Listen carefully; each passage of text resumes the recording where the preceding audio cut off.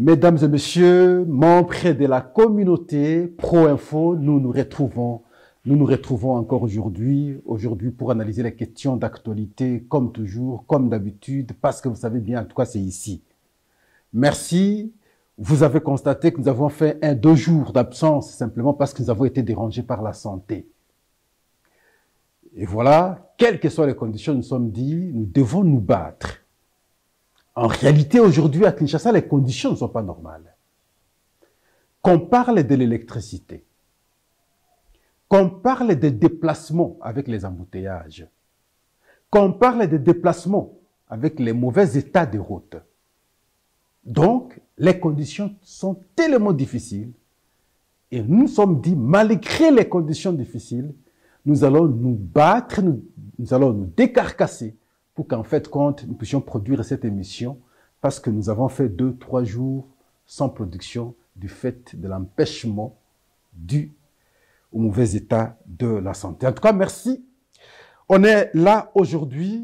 On commence cette émission d'abord par vous informer que les travaux des États généraux de la justice qui ont été initiés par le ministre d'État, qui a connu la participation lors de l'ouverture du président de la République, ces États généraux, sinon ces travaux de ces États généraux, ont été clôturés depuis hier. Mais le constat de notre part, quelque part, il y a eu un sens de théâtralisation. Parce que, Pascal et nous nous sommes beaucoup posé la question, que viendraient faire beaucoup de structures de la société que nous avions vues là. Les musiciens sont passés,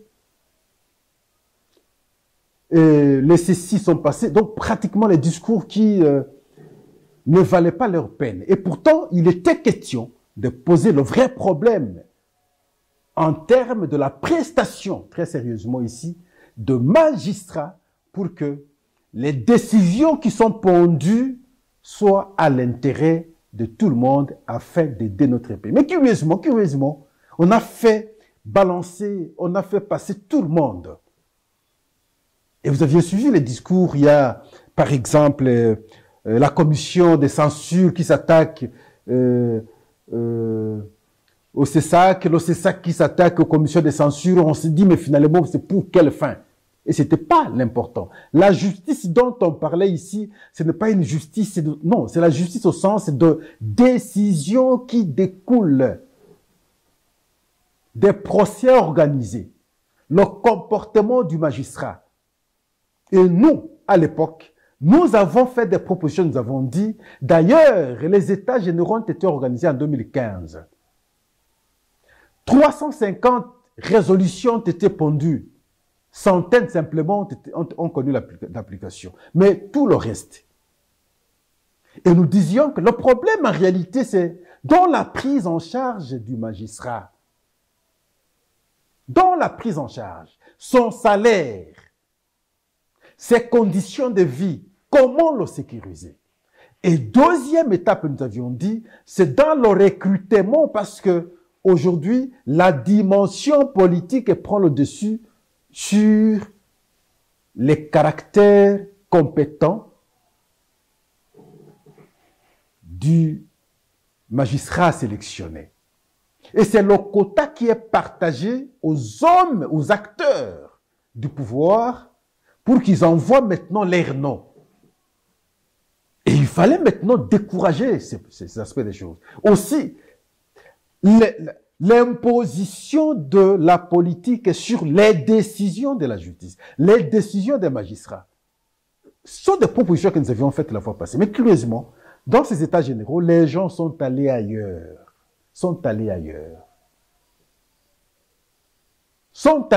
Et c'est comme ça que nous avons parlé de la théâtralisation. Et pourtant, ce qui était important, attendu par tout le monde, était comment on peut avoir un magistrat déterminé, engagé, compétent à pouvoir ne dire que le droit et pour l'intérêt de la nation.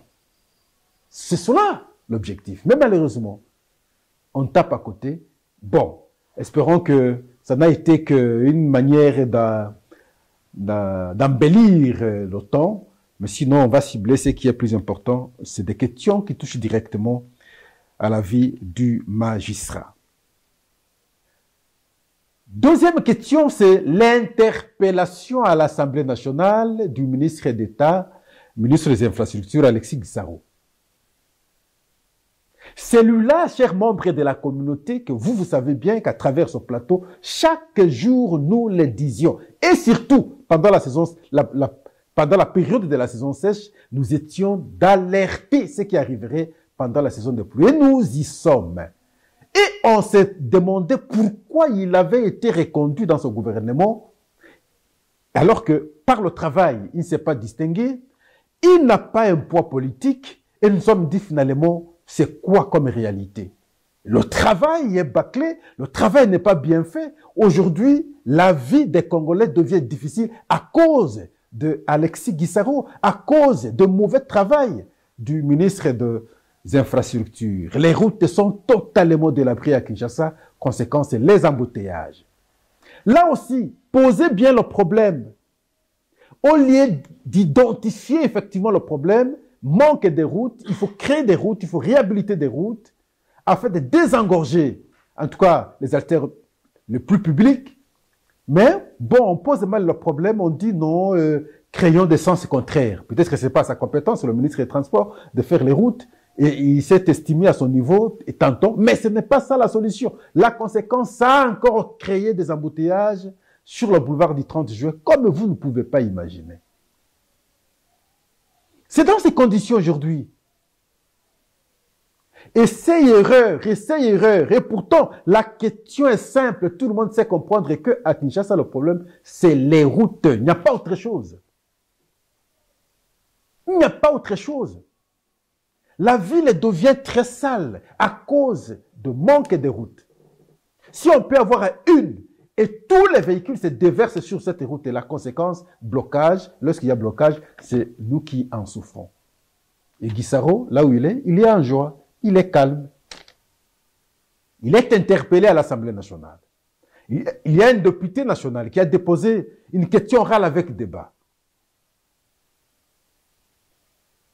Et c'est en rapport avec la route nationale numéro 2. Ce n'est qu'un prétexte. Mais le vrai débat, c'est cette incapacité de pouvoir faciliter la réhabilitation des routes. Quelle est l'intention de laisser l'état de la ville, par exemple, Kinshasa, dans ces conditions? Quelle intention? En toute réalité, quand vous jaugez l'opinion, vous sentez que les gens sont fatigués. Et pourtant, des questions essentielles de la vie à pouvoir aborder qui dépendront maintenant, qui nécessiteront la vie de la population, ces questions sont là. Mais comment on aura des réponses positives lors du débat de ces questions, à partir du moment où on est incapable de satisfaire cette population, ne fût-ce que par la réhabilitation des routes? Mais soyons quand même humains. Soyons réfléchis simplement. Ce n'est pas très compliqué. Quand vous regardez les travaux en question, mais vous dites question de laisser un tracteur ici, 2 jours après c'est fini, le travail est fait. Mais rien n'est fait. Alors on se pose la question, est-ce que c'est par mauvaise volonté qu'on voudrait laisser les choses dans ces conditions? C'est fort possible. Mais en réalité, Kinshasa aujourd'hui devient méconnaissable. Le premier responsable s'appelle Alexis Guissaro. Et voilà, bien qu'il soit interpellé à l'Assemblée nationale, je pense qu'il mérite une interpellation sociétale. Il ne convient pas dans son secteur, Monsieur le Président de la République, avec beaucoup de respect, je crois et nous espérons qu'il est temps de faire partir ce monsieur. Il peut être meilleur ailleurs. Mais dans ce secteur, il a desservi, il a sérieusement desservi. Et dans ces conditions, le regard de la population à votre endroit n'est plus très positif du fait du mauvais travail du ministre Alexis Guissaro. Tout est délabré. Aucune route n'est bonne à Kinshasa aujourd'hui. J'ai aimé d'ailleurs l'intervention de monsieur, il s'appelle encore comment, chez Okitondo. À l'Assemblée nationale, toujours. Il est revenu, il parle de Kinshasa comme miroir. Effectivement, parce que lorsqu'on parle de la République démocratique du Congo, la première ville qui est visée, c'est Kinshasa. Aujourd'hui, c'est devenu la ville la plus sale d'Afrique. Et dans ces conditions, et on retient le même monsieur dans le gouvernement. Mais la curiosité, c'est que un tel monsieur passe à l'Assemblée nationale au lieu de le sanctionner. Voilà, la complaisance prend encore le dessus et il est là. Et on peut sanctionner, pas on peut, il devrait en principe être sanctionné directement. Non, c'est pas possible. La question du changement ou révision de la Constitution. Je n'ai jamais dit que je suis le plus intelligent, non. Mais j'ai cette capacité d'analyser les faits des sociétés. J'ai posé mon problème la fois passée. 1.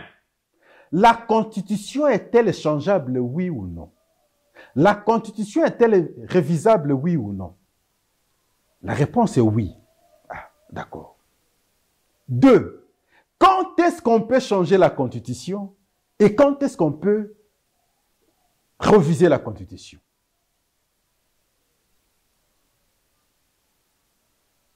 3. Qui peut apprécier l'opportunité du changement de la Constitution ou de la révision de la Constitution? Qui peut apprécier l'opportunité? Mes amis, les gens vont dans tous les sens, mais j'ai posé juste ces quelques questions, les 3. Et vous allez vous rendre compte que ce sont des prérogatives du chef de l'État. Prérogatives de ceux qui gèrent le pays. Et c'est alors que vous allez comprendre. Monseigneur Chollet revient à la raison après avoir avancé n'importe quoi. Je respecte les évêques. N'importe qui ne devient pas évêque. Ça, c'est évident. Ne devient évêque que celui qui a terminé le petit séminaire, le grand séminaire, probablement fait un doctorat quelque part, soit en théologie, en philosophie ou en ceci, en ceci. Donc, ce ne sont pas n'importe qui.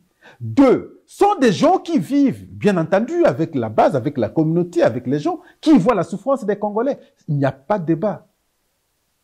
Mais dans la motivation de leurs reproches ou orientations, c'est là que ça biaise. Et là que ça pose problème. La question de la Constitution, nous avions suivi, Monseigneur Chollet à son temps, relayant les conclusions des évêques, il a dit les évêques sont contre, ils ne sont pas d'accord. Et il a même prodigué le conseil au chef de l'État, tout se tournera contre lui et celui qui va porter le fardeau, qui ne suivent pas ses collaborateurs, qui ne répondront pas au dernier moment à la nécessité des exigences de la population. Mais le même Monseigneur Chollet revient, cette fois-ci pour dire que non, mais ce n'est pas que nous sommes contre. Ce n'est pas qu'on ne peut pas toucher à la Constitution. Ce n'est pas qu'on ne peut pas changer à la Constitution, mais simplement l'opportunité. Et voilà, je reviens à mes 3 questions. Lui dit l'opportunité, et je rétorque maintenant la question à Monseigneur Chollet. Monseigneur, mais qui apprécie cette opportunité? Ce n'est pas vous, ce n'est pas un fait privé qui est la SENCO. Qui apprécie cette opportunité? C'est le gestionnaire de l'État au quotidien. Substantiellement ici, le président de la République, qui est le garant du bon fonctionnement des institutions. Et c'est celui-là qui apprécie. Et alors, à partir du moment où c'est ce garant qui a déjà apprécié, vous ne pouvez pas, vous, en tant que fait privé, parler encore de l'opportunité comme si vous étiez le mieux placé pour apprécier l'opportunité du changement ou de la révision de la Constitution. Non, vous êtes bien pour prêcher l'évangile, vous n'êtes pas mieux pour parler politique. Quand vous êtes en soutane, nous vous respectons lorsque vous avez la Bible entre vos mains, vous parlez de Jésus, là c'est votre expertise, on vous respecte. Mais lorsque vous êtes en veste, Laissez les autres parler de la Constitution normalement. Ce n'est pas votre spécialisation. Vous n'avez pas fait les études par rapport à ça. Regardez, c'est ridicule. Je crois que vous pouvez nous balancer le propos de Monseigneur Cholet. C'est aberrant. Suivons. Par rapport à la Constitution, la position des évêques catholiques est celle-ci. Les évêques reconnaissent la pertinence de certaines questions qui méritent d'être réfléchies et qui éventuellement méritent d'être révisées. Mais, ces questions d'opportunité, vous avez souligné le problème de moyens. Quand les évêques ont vu le chef de l'État pour échanger là-dessus, le chef de l'État, vraiment, il était lui-même alors. Et il a bien réagi. Il dit oui, je pense vraiment qu'il faut réfléchir là-dessus, mais ce n'est pas une question pressante. Et ce que j'ai le plus aimé, il a dit, ce serait irresponsable d'aller même dans le sens du changement, du référendum, parce que dans les conditions sociales actuelles, où on a besoin de beaucoup de moyens pour améliorer le social congolais, qui dit référendum, je cite ce mot, qui dit référendum dit élection. Qui dit élection, c'est beaucoup d'argent. Est-ce qu'on peut se le permettre au moment où on doit améliorer les conditions de l'enseignant, de l'infirmier, du policier et du social? Donc le problème, c'est l'opportunité. Et il y en a qui pensent au changement de la Constitution. La Constitution que nous avons aujourd'hui, c'est un pacte républicain qui a résolu un grand problème de sécurité aussi dans notre pays. Donc il faut tenir compte. Les évêques ont conseillé au chef de l'État de ne pas donner l'ordre. Ils lui ont conseillé d'examiner tous les aspects sécuritaires, les aspects sociaux, les aspects... Donc voilà, je crois que c'est la sagesse qui parle. Là, il ne s'agit pas de 2 ou 3 évêques, mais tous les évêques de la RDC réunis qui peuvent vraiment prendre position simplement pour agir contre le pays. Il n'y a pas une institution qui aime ce peuple comme les évêques, je vous assure. Merci. Et donc, vous avez compris qu'il manque la pertinence. Il ne devrait pas en réalité, lors de sa première sortie, parlant au nom des évêques, donner l'impression comme s'ils étaient le mieux placés à pouvoir apprécier l'opportunité du changement ou de la révision de la Constitution. Non, ce n'est pas aux prêtres. Ce n'est pas aux prêtres. Vous êtes des bons conseillers, vous vivez avec la population, vous voyez la souffrance de la population, vous pouvez mettre un point de vue, vous pouvez... Ça, nous vous concédons. Ça, moi, je vous le concède totalement. Mais vous substituez en expert dans des domaines techniques, non, je crois que ce n'est pas bon. Heureusement qu'à travers ce point de vue, les avertis auront compris que c'est une reconnaissance tacite. Une reconnaissance tacite de vos limites dans l'appréciation de cette question de la révision ou du changement de la Constitution. En tout cas, merci. Monsieur Augustin Matata Ponyo, l'ancien Premier ministre de la République, celui qui a été acculé dernièrement ici des détournements de plus de 300 quelque chose de millions de dollars américains dans le projet Bukangalonzo. Et nous avions vu comment on a balancé la question, la Cour constitutionnelle, la Cour de cassation, le Sénat, problème avec Modeste Bahati, ainsi de suite. Et en fait, compte, la question s'est éteinte de cette manière, malgré les dates fixées à son temps par la Cour constitutionnelle pour l'organisation du procès. Et les Congolais n'ont jamais compris, parce que même la Cour constitutionnelle n'a jamais expliqué la vraie raison aux Congolais qui a fait, en fait, qu'aujourd'hui, le procès ne soit pas organisé. Et voilà, du fait de n'avoir pas organisé ce procès, Matata Ponyo a des ailes aujourd'hui. D'un côté, il prodigue des conseils il critique un peu avec exagération. De l'autre côté, il commence à narguer même les institutions, non seulement nationales, mais aussi les institutions internationales. Ici, je parle des institutions Bretton Woods. Pour Matata Ponyo,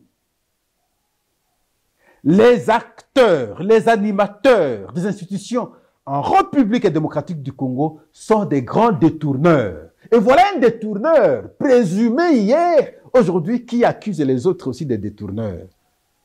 Hommage à Gilles Alingueti de l'IGF quand il aborde cette question de Bukangalonzo, où il fixe le regard directement à Matata Ponyo comme le principal responsable.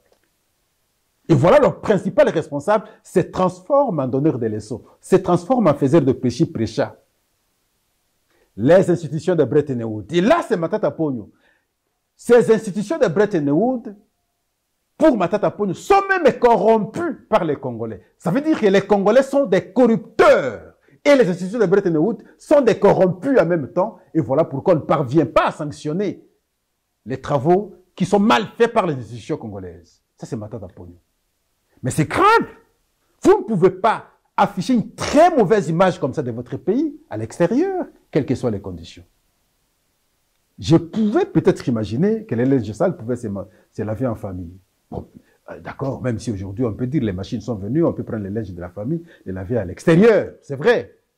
Mais ce n'est pas de cette façon, surtout que lorsqu'on a occupé de hautes fonctions hier, il y a une façon d'articuler, il y a une façon de dire les choses.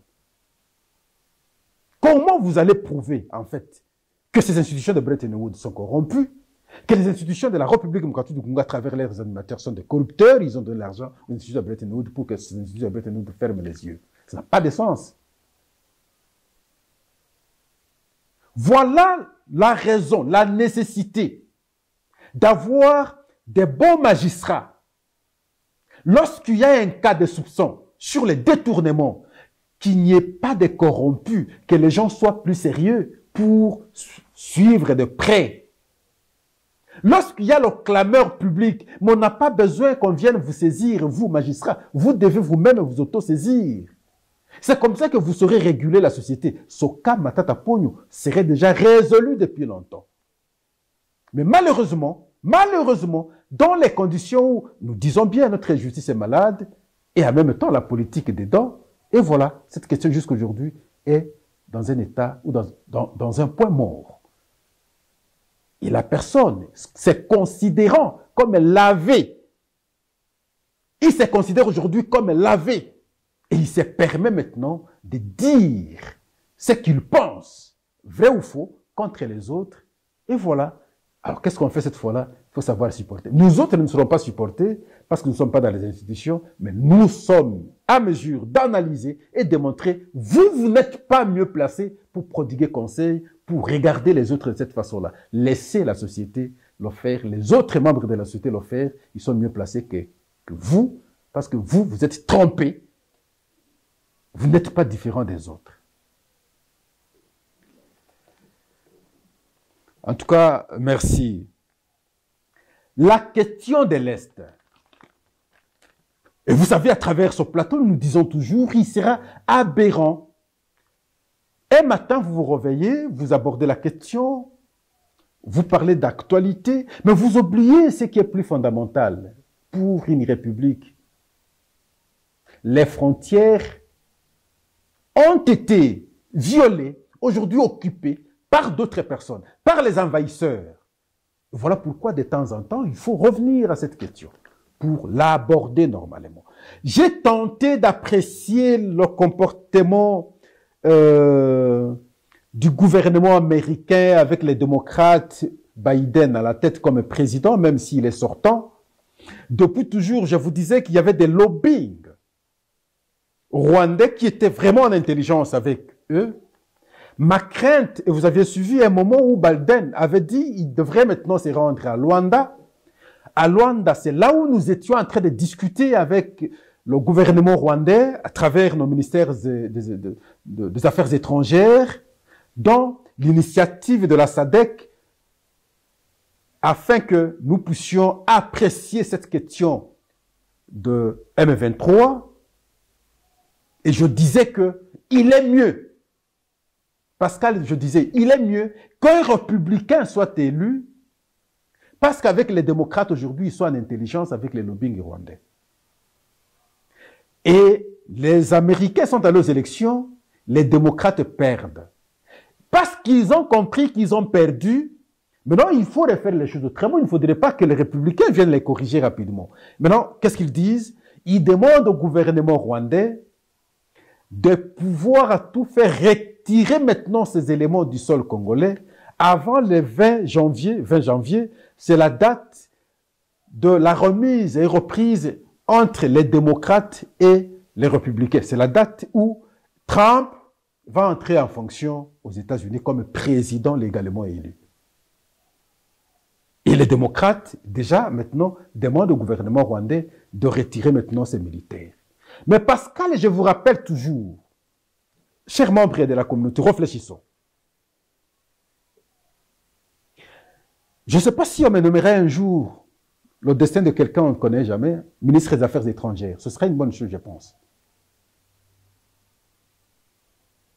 J'ai démontré qu'avec la dame, elle n'est pas en capacité de défendre normalement le pays. Parce qu'aujourd'hui, nos relations avec le Rwanda nécessitent de l'agressivité. Posons-nous la question. Est-ce que le Rwanda, qui a envoyé ses militaires sur le sol congolais, il va retirer ses militaires du fait simplement que nous aurons, par exemple, comme ils se sont entendus, lorsque nous aurons désarmé l'FDLR. Je ne sais pas si les membres de la communauté m'ont suivi. Nous avons accepté à travers ces échanges à Luanda de désarmer l'FDLR. Et le Rwanda accepte de retirer ses militaires. Et donc, si nous désarmons l'FDLR, le Rwanda récupère ses militaires. Est-ce que c'est cela la raison qui fait, ou qui a fait, que le Rwanda envoie ses militaires sur le sol congolais? Je crois non. Le Rwanda nous ment. Ah, Pascal, qu'est-ce que vous dites? Ah oui, je dis le Rwanda nous ment. Comment? Toutes les déclarations de Paul Kagame, s'il vous plaît, chers membres de la communauté, il ne parlait pas que de FDLR.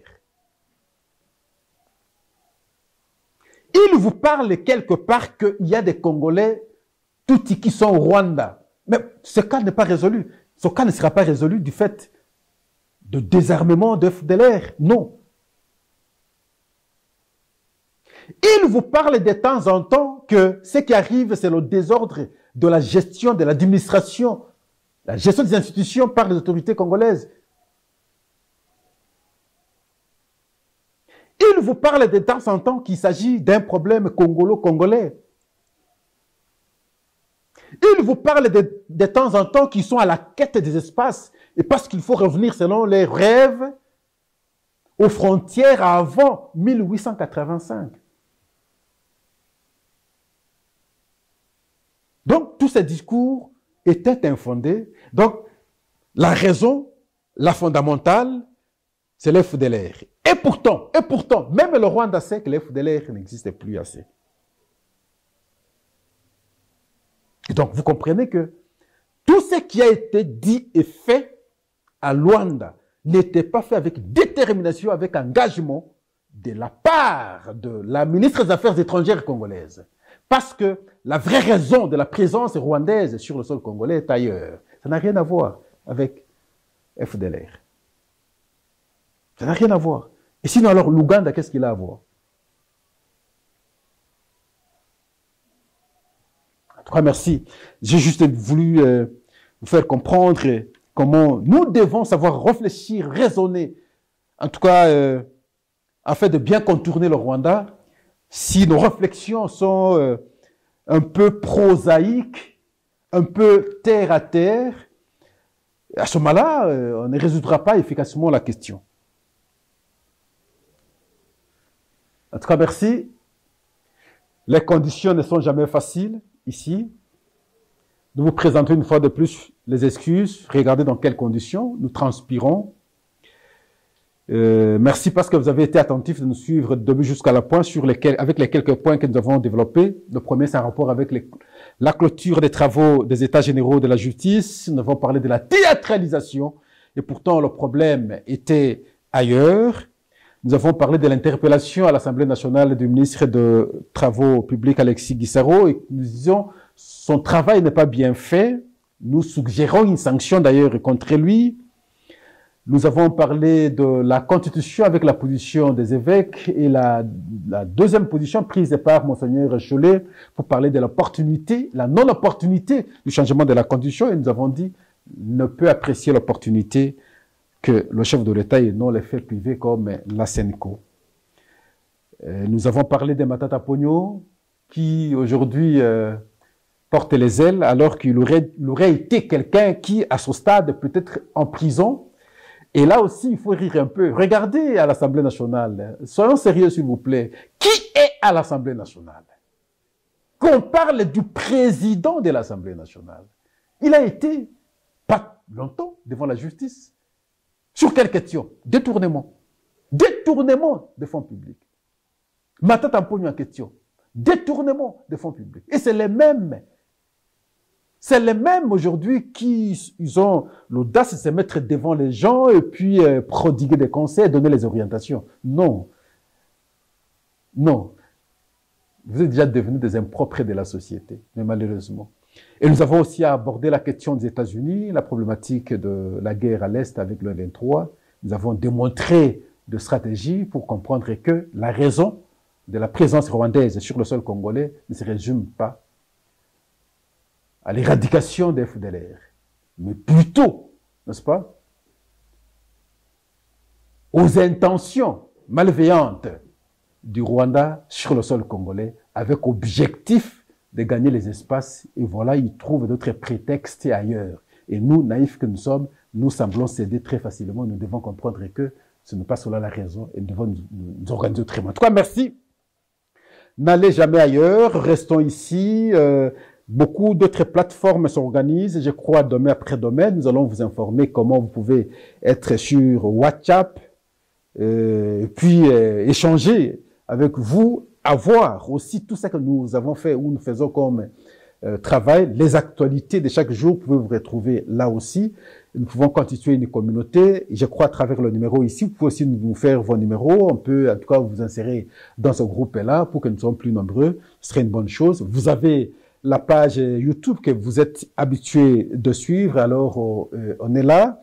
Alors soyons plus nombreux, nous sommes en train de faire le travail pour que nous soyons plus actifs, un peu plus permanents dans toutes les plateformes, à chaque fois que chacun de nous aura une nécessité de nous suivre à tel ou tel autre endroit. En tout cas, merci, au revoir et à la prochaine. C'est ici, n'allez jamais ailleurs. Merci.